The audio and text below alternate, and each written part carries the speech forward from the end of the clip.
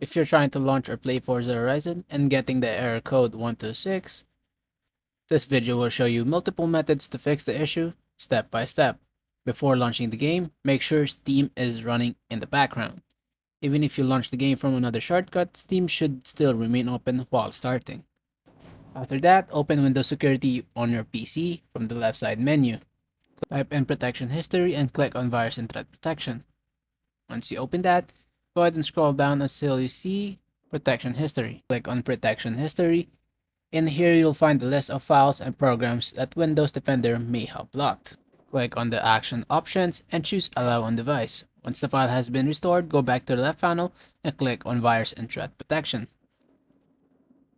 Under Virus and Threat Protection settings, click on Manage Settings, scroll down until you find the Exclusion section, then click on Add or Remove Exclusions, and browse to your game installation directory.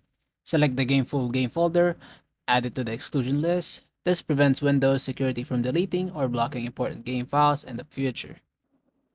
Go ahead and try opening up your Forza Horizon 6 if it works.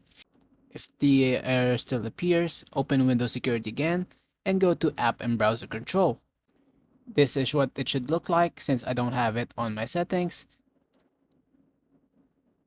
Then click on Smart App Control Settings. If the Smart App Controls enabled on your system, turn it off completely. That will be all the methods or steps I can provide you.